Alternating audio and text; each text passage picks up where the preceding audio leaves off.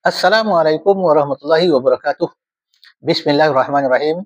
Alhamdulillah wassalatu wassalamu ala sayyidina Muhammad wa ala alihi washabihi ajmain. Rabbi shrah li sadri wa yassir li amri wa hlul 'uqdatam min lisani yafqahu qawli. Subhanaka la ilma lana illa ma 'allamtana innaka antal alimul hakim.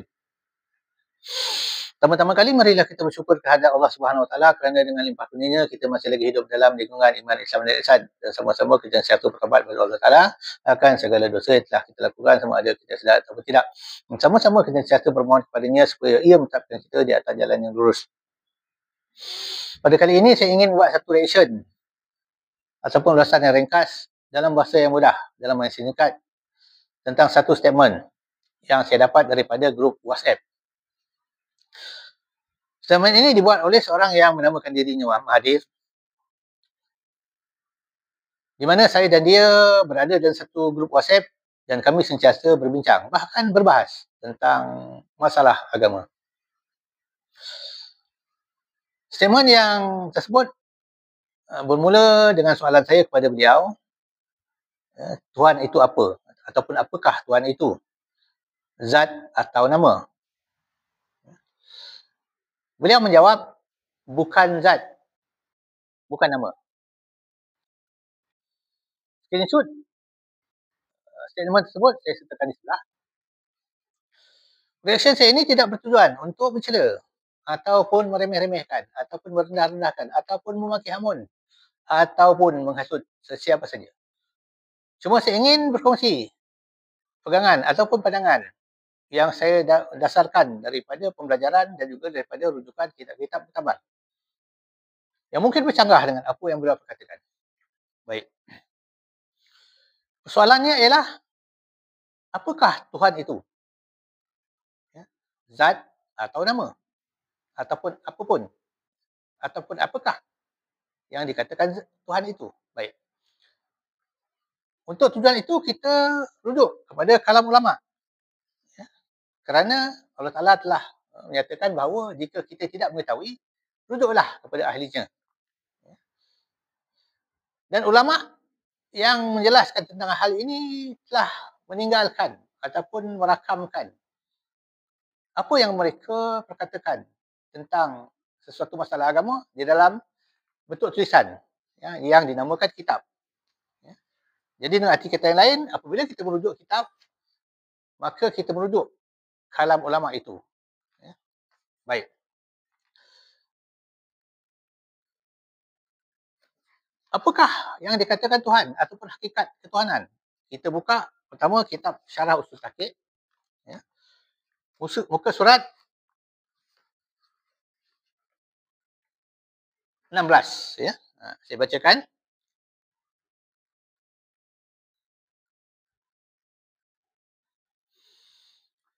Maka nyatalah makna Tuhan itu bersusun ia atas dua makna. Pertama, maknanya iaitu kaya Tuhan itu daripada tiap-tiap segala yang lain. Dan kedua, makna berkendak kepada Tuhan itu oleh tiap-tiap segala barang yang lain. Maka makna ini, yang dua inilah yang dinafikan ia kepada zat yang lain daripada zat Allah itu. Dan diisbatkan akan dia kepada zat Allah. Yang terkandung ia kepada kalimah La ilaha illallah. Jadi jelas, ya, makna Tuhan itu dua. Ya, dua. Iaitu kaya Tuhan itu daripada yang lain dan yang lain itu berkendak kepada dia.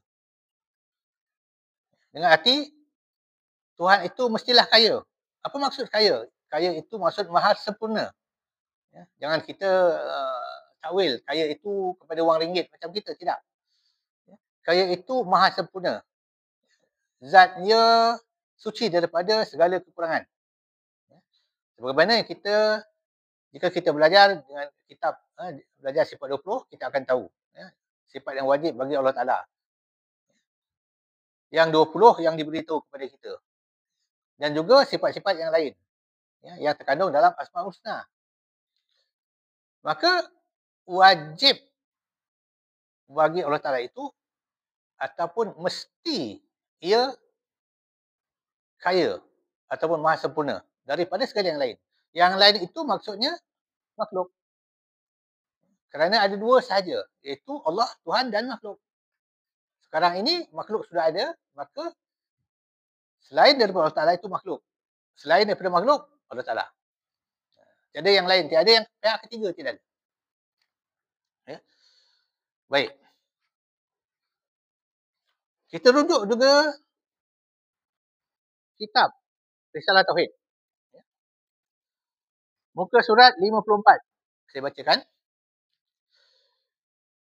Adalah al-uluhiyah itu artinya ketuhanan.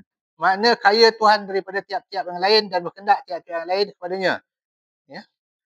Daripada kenyataan ini terbahagi pula sifat 20 itu dengan iktibar kepada jumlah yang dua. Iaitu yang pertama, istighna an kulli ma siwah.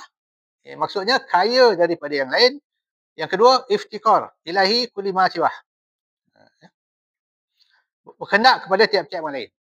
Jadi sama saja seperti mana yang saya jelaskan tadi, Tuhan itu mestilah kaya atau mestilah maha sempurna daripada yang lain dan dikehendaki oleh yang lain. Jika kaya sahaja tidak dikehendaki, bukanlah Tuhan. Apatah lagi jika tidak sempurna ataupun lemah. Ya. Pastilah yang lain tidak berkehendak kepada yang lemah. Ya. Baik. Sekarang ni kita lihat lagi kitab Aqidatul Najin, ya, versi ataupun tulisan Rumi. Muka surat 218, ya. Saya bacakan. Dan menghimpunkan akan segala makna ini aqaid sekaliannya oleh kata la ilaha illallah Muhammadur Rasulullah. Kerana makna ketuhanan itu terkaya Tuhan daripada tiap-tiap barang yang lainnya dan berkendak oleh barang yang lain itu kepadanya. Maka makna la ilaha illallah itu tiada yang terkaya daripada tiap-tiap yang lain dan tiada yang berkendak kepadanya oleh tiap-tiap yang lain melainkan Allah Taala. Ya, jadi sama sahaja maksudnya. Ya. Baik. Bila kita sebut Tuhan ataupun yang kaya, mestilah ada sesuatu yang memiliki sifat yang kaya itu. Mustahil sifat yang kaya tidak ada tempat berdirinya. Kerana sifat itu berdiri ia kepada zat. Kepada sesuatu. Baik. Maka Tuhan itu zat. Tuhan itu zat. Kerana zat itulah yang kaya. Yang dikehendaki oleh yang lain. Yang diperlukan oleh yang lain. Baik. Maka kita buka lagi kitab Kashful Asrar. Ya. Muka surat 6. Ya. Saya bacakan. Soal, apa arti sifat dan apa arti zat? Dan apa arti afal dan apa arti asma'? Jawab dia, arti sifat itu kelakuannya. Arti zat itu dirinya. Arti afal itu perbuatannya dan arti asma' itu namanya. Ya. Bila kita sebut kalimahnya, itu menunjukkan satu kepribadian. Ataupun satu, dalam bahasa mudahnya, entiti. Ya. Atau pribadi. Ya. Maka, disebut zat itu dirinya, maka zat itulah, ya, Tuhan. Ya. Zat itulah Tuhan. Ya. Maka disebut juga zat itu dirinya. Nya itu adalah menunjukkan kepada Tuhan. Ya.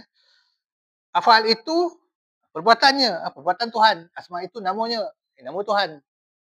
Ya. Jadi apabila disebut Tuhan, ia adalah zat ataupun satu peribadi. Jika kita lanjutkan ataupun kita perdalami, maka zat itu bersalahan dengan segala sesuatu yang baru. Laisa kamitslihi syai'un. Ya, bukan jisim, bukan diri, bukan benda, bukan ruang, bukan berisi, bukan di dalam, bukan di luar, bukan kosong, bukan hayalan. Itulah zat Allah Ta'ala. Tidak boleh dibayangkan bentuknya. Kerana ia tidak berbentuk. Tidak boleh dibayangkan rupanya kerana ia tidak berupa. Laisa kamitslihi syai'un. Itulah zat. Ataupun bila disebut zat, itulah Tuhan. Kerana Tuhan itu zat. Namanya Allah. Jadi, adalah sesuatu kesilapan apabila kita berkata Tuhan itu bukan zat, bukan nama. Kerana apabila kita katakan Tuhan itu bukan zat, maka sudah pastilah tidak bernama, tidak ada perbuatan, tidak ada sifat. Kerana berdirinya perbuatan, berdirinya sifat, berdirinya nama itu di atas zat. Contoh, berdirinya warna biru di atas kertas.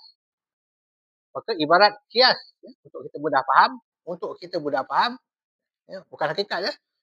Kertas ini zat, warna biru ini sifat. Itu kita memudahkan faham kita kepada Allah Ta'ala. Tetapi bukan begini. Hakikatnya bukan begitu. Maka, naklah kita perbetulkan itikad kita jika bersalahan dengan apa yang dijabarkan oleh ulama-ulama tahqiq. Yang mereka simpan ataupun wariskan kalam mereka ataupun itikad yang mereka perkatakan di dalam tulisan untuk kita di kemudian hari. Jadi sekian dulu. Wabillahi taufiq wal hidayah. Assalamualaikum warahmatullahi wabarakatuh.